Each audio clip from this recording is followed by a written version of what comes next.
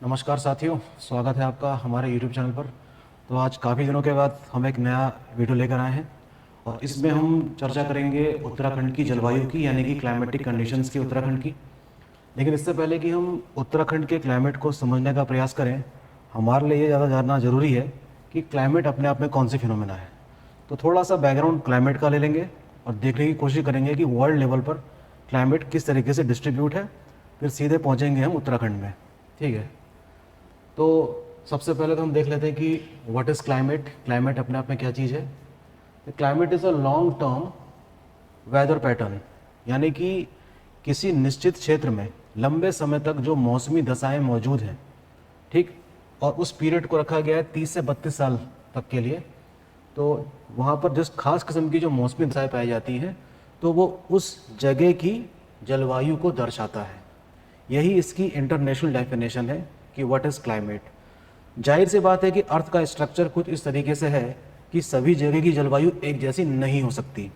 ठीक है, डिपेंड करता है कई सारे कंपोनेंट्स में, कई सारे ऐसे कारक हैं, फैक्टर्स हैं जो तय करते हैं कि कहाँ की जलवायु कैसी होगी। ओके, तो what is climate? Climate is a long term weather pattern in a region typically average over 30 years. ठीक है, तो 30 से 32 साल का टाइम जो भी क्लाइमेटोलॉजिस्ट ने जो रखा है उसको हम मानते हैं।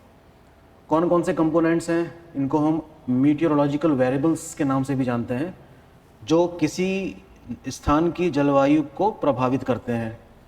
एक तो है तापमान, यानी कि टेम्परेचर, आर्द्रता, वहाँ पाई जाने वाली ह्यूमिडिटी कैसी है एयर में, एटमॉस्फेरिक प्रेशर, वायुमंडलीय दबाव किस प्रकार से काम कर रहा है वहाँ पे वो, प्रिवेलिंग विंड्स, वहाँ पाई जाने वाली वेजिटेशंस। तो ये सारे ऐसे कंपोनेंट्स हैं जो किसी भी क्षेत्र की जलवायु को दर्शाते हैं। जैसे कि मान लीजिए कि मैं अभी हल्द्वानी में हूँ, तो हल्द्वानी की जलवायु जाहिर सी बात है कि किसी अन्य क्षेत्र की जलवायु से सिमिलर हो सकती है, लेकिन ये कोई ज़रूरी नहीं है कि केरला के किसी शहर की जलवायु हल्द्वानी जैसी ही हो। क्यों? क्योंकि जो वहाँ की जो टोपोग्राफिकल कंडीशंस हैं वो हल्द्वानी से पूरी तरीके से अलग हैं। ओके, तो इसका मतलब ये हुआ, हमें ये पता होना चाहिए कि जो उसकी जो लैटिट्यूडनल लोकेशन है अर्थ के सरफेस पर, वो कहाँ पर है, वो तय करता है कि वहाँ की जलवायु कैसी होगी। ठीक है, तो ये सारे कुछ कंपोनेंट्स हैं जो किसी भी जगह की क्लाइमेटिक कंडीशंस को दर्शाते हैं।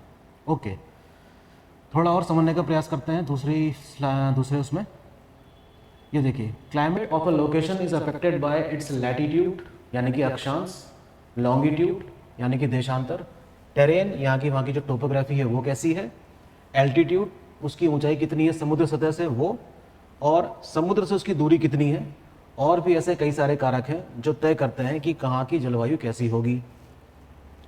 तो दो तरीके से जलवायु के क्लासिफिकेशन को देखा जा सकता है। एक तो है, हम एक बीच में लाइन खींच लेते हैं जिसका नाम है इक्वेटर। ये मैप आपने देखे ही होंगे। इक्वेटर को हमने एक आइडियल प्लेस मान रखा है ये पता लगाने के लिए कि हम इससे कितनी दूरी पे जाएं तो क्या क्लाइमेट में कोई क्लासिफिकेशन में कोई चेंज देखने को मिलता है या नहीं। तो इसका जवाब है हाँ। जैसे जैसे हम इक्वेटर से पोल्स की तरफ या ध्रुवों की तरफ जाएंगे, लगातार आप देखेंगे जलवायु में चेंज आपको देखने को मिलेगा।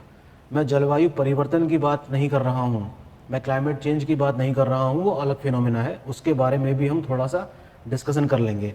यहाँ पर चेंज से मतलब है कि अलग अलग स्थानों पर अलग अलग जलवायु पाई जाएगी। इक्वेटर पे पाई जाने वाली जो क्लाइमेटिक कंडीशन है वो जाहिर सी बात है कि पोलर रीजन में पाई जाने वाली क्लाइमेटिक कंडीशन से अलग होगी।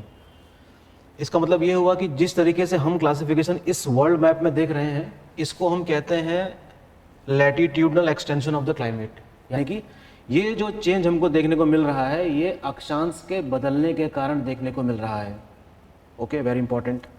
चाहे हम यहाँ से साउथ की तरफ जाएं, चाहे हम यहाँ से नॉर्थ की तरफ जाएं, तो लगातार जो लैटिट्यूड है इसका एंगल हमेशा बढ़ता रहेगा। ये 30 डिग्री बन रहा है यहाँ से, ये बन रहा है आपका 60 डिग्री, ये बनता होगा यहाँ से 75 डिग्री, इसको आप वो मान लीजिए 18 डिग्री, और ये हो गया आपका 90 डिग्री। तो लगातार आप देख सकते हैं कि जो एंगल है किस चीज़ का, लैटिट्यूड का, वो अर्थ के सेंटर से कैलकुलेट किया जाता है और वो लगातार हाई होते जाता है। तो 60 हो या 70 हो या 75 हो, इन सभी रीजन्स को हम हाई लैटिट्यूड रीजन कहेंगे। क्या कहेंगे?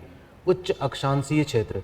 तो उच्च अक्षांशीय क्षेत्र की जो जलवायु होगी वो निम्न अक्षांशीय क्षेत्र की जलवायु से काफ़ी भिन्न होगी, अर्थात वहाँ ठंड ज़्यादा होगी और इधर वाले इलाकों में गर्मी ज़्यादा होगी, क्योंकि यहाँ पर सन का जो इफेक्ट है लगभग साल भर बना रहता है इन 3 लैटिट्यूड्स के बीच में।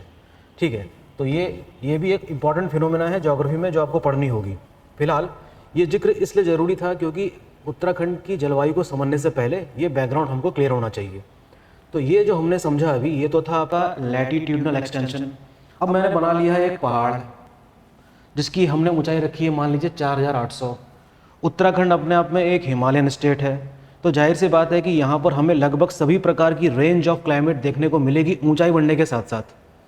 जो रेंज ऑफ क्लाइमेट हमें लैटिट्यूड बढ़ने के साथ साथ वर्ल्ड लेवल पे दिखती है, उसके दर्शन उत्तराखंड में हमें ऊंचाई के साथ साथ हो जाएंगे। आप अपनी गाड़ी उठाइए, बाइक में सड़क पे जाइए और पहाड़ में ऊपर की तरफ चढ़ते जाइए। एक खास ऊंचाई पर पहुंचने के बाद आपको दिखाई देगा कि चीड़ के पेड़ दिख रहे हैं। थोड़ी सी और ऊंचाई पे जाएंगे तो चीड़ के पेड़ गायब हो जाएंगे। गायब से मेरा मतलब है कि अब वो वहाँ नहीं उग रहे हैं। उसके बाद देवदार के पेड़ दिखने शुरू हो जाएंगे आपको। यानी कि ऊंचाई बढ़ने के साथ साथ मौसमी दशाएं बदल रही हैं और वो अफेक्ट कर रहा है कि वहाँ पर कौन सी वेजिटेशन पाई जाएगी। This is very important. और इस प्रकार से जो क्लासिफिकेशन किया गया है हाइट के हिसाब से, इसको हम कहते हैं एल्टीट्यूड के अनुसार, अर्थात ऊंचाई के आधार पर क्लाइमेट का क्लासिफिकेशन। तो उत्तराखंड में हम देखते हैं कि क्लासिफिकेशन जो है क्लाइमेट का, जो वर्गीकरण है वो ऊंचाई के आधार पर किया गया है। तो in this way this figure is very important. Okay, तो जलवायु में अंतर आपको लैटिट्यूड के अनुसार भी दिखाई देगा और ऊंचाई के आधार पर भी। देखते हैं अगली साइड में क्या है। Classification of Uttarakhand climate on the basis of altitude, अर्थात ऊंचाई के आधार पर जलवायु का वर्गीकरण उत्तराखंड को ध्यान में रखकर। ठीक है, ये जो वर्गीकरण दिया है एक क्लाइमेटोलॉजिस्ट हैं SC खड़कवाल। जैसा कि आपकी बुक्स क्या नाम है ये परीक्षा वाणी में लिखा हुआ है। ठीक है, और भी कई जगह इस प्रकार के क्लासिफिकेशंस दिए हुए हैं। तो फिलहाल हम इसी को संदर्भ में मान के उठाते हैं। पहला है आपका ट्रॉपिकल या सब ट्रॉपिकल टाइप ऑफ क्लाइमेट, यानी कि उपोष्ण प्रकार की जलवायु। कितनी ऊंचाई तक मिलेगी? 900 मीटर की ऊंचाई तक आपको उपोष्ण कटिबंधीय प्रकार की जलवायु देखने को मिलेगी। इंडिया के क्लाइमेटिक कंडीशन को पढ़ते समय भी आपको ये पढ़ना होगा और वर्ल्ड की क्लाइमेट को पढ़ते समय भी आपको ये पढ़ना ही होगा। ठीक है, तो 900 मीटर की ऊंचाई पर जब आप जाएंगे अपनी गाड़ी से या बाइक से, तो आप देखेंगे खास किस्म के पेड़ पौधे लगे हुए हैं। तो वहाँ पर गर्मी भी ठीक ठाक होती है और गर्मी ही तय करती है, ह्यूमिडिटी ही तय करती है कि वहाँ पर किस प्रकार की वनस्पति या वेजिटेशंस उगेंगी। और ऊंचाई पर चलते हैं 900 से 1800 मीटर की ऊंचाई पर। देखते हैं कि यहाँ की जो क्लाइमेटिक कंडीशंस है वो वार्म टेम्परेट है। वार्म टेम्परेट से मतलब जाड़ों में जाड़ा होगा, गर्मियों में गर्मी होगी, अर्थात हल्द्वानी या थोड़े और ऊंचाई वाले क्षेत्र जोलीकोट वाला, यहाँ पर इस प्रकार की जलवायु आपको देखने को मिलेगी। थोड़ा सा वेरिएशन जरूर दिखेगा विंड्स की वजह से, लेकिन इस पूरे इलाके को हमने वार्म टेम्परेट रीजन में रखा है।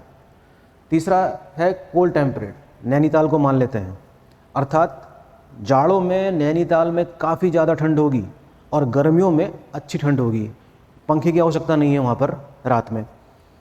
तो इस प्रकार की क्लाइमेटिक रीजन को हम क्या नाम देते हैं? Cold temperate region. ठीक है, और यही तय करता है कि वहाँ पर कौन सी वनस्पतियाँ उगेंगी। तो अगला लेक्चर जो मैं बनाऊँगा वो बनाऊँगा यहाँ पर पाए जाने वाले वन और उसमें पाई जाने वाली वनस्पतियों पे। Very important. इससे अधिक ऊंचाई पर जाने पर हम देखते हैं कि 3000 से 4000 मीटर, इस पहाड़ की ऊंचाई हमने मान ली 4800 मीटर। ऊंचाई बढ़ने के साथ साथ हम बहुत कुछ परिवर्तन होते हुए देख रहे हैं। ठंड बढ़ रही है, प्रेसिपिटेशन कम हो रहा है, यानी कि वर्षा की जो दर है वो कम हो रही है। वर्षा बहुत ज़रूरी है वेजिटेशन को उगने के लिए। तो एल्पाइन टाइप ऑफ फॉरेस्ट आपको 3000 से 4200 मीटर की ऊंचाई पर दिखाई देगी। लेकिन ये कोई ज़रूरी नहीं है कि पहाड़ के हर हिस्से में आपको एक जैसी ही क्लाइमेटिक कंडीशन आपको देखने को मिले। हो सकता है कि पहाड़ का एक खास हिस्सा इतनी ऊंचाई वाला कम वर्षा ग्रहण करता हो और एक उतनी ऊंचाई पर दूसरा हिस्सा ज़्यादा वर्षा ग्रहण करता हो। तो जाहिर सी बात है कि माइक्रो लेवल पे ही सही वहाँ पर थोड़ा सा आपको डिवीजन देखने को मिलेगा। ध्यान रखिएगा, क्योंकि पहाड़ 2 डायमेंशनल नहीं है, 3 डायमेंशनल है, एक पिरामिड जैसा है। उसके ऊपर हम देखेंगे जितने भी ग्लेशियर्स वाला जो पार्ट है उत्तराखंड में मिलता है वो आपको लगभग 4200 से मीटर की ऊंचाई पर जाने पर मिलेगा। और ये वे क्षेत्र हैं जहाँ पर लगभग बर्फ़ पड़ी रहती है साल भर, ठीक है। और ये वो इलाके हैं जहाँ पर आपको बहुत सारे हिमनद यानी कि ग्लेशियर्स देखने को मिलेंगे। हमें ये भी ध्यान रखना चाहिए कि भले ही हम उत्तराखंड में इस तरीके से देख तो रहे हैं, जैसे जैसे हम उत्तर की तरफ जाते हैं, शिवालिक, लेसर हिमालय और ग्रेटर हिमालयाज़, उसके भी नॉर्थ में एक हिमालय की रेंज और है जिसको हम ट्रांस हिमालय कहते हैं। ट्रांस हिमालय की खास बात यह है कि ये ग्रेट हिमालय से छोटा है। इसका मतलब ये हुआ कि ये इसके इस तरफ है तो वहाँ पर उतनी बारिश वैसे भी नहीं पहुँच पाएगी। तो इसका मतलब ये हुआ कि एक छठी प्रकार की जलवायु हमें उत्तराखंड के थोड़े से हिस्से में देखने को मिलती है, उत्तरकाशी और पिथौरागढ़ वाले ज़िले में, और उसका नाम है कोल्ड ड्राई क्लाइमेट, अर्थात शीत शुष्क जलवायु। ठंडा भी है और बहुत ड्राइनेस भी है, और ये है लगभग 2500 से लेकर 3500 की मीटर तक ऊंचाई वाले क्षेत्र, ठीक है।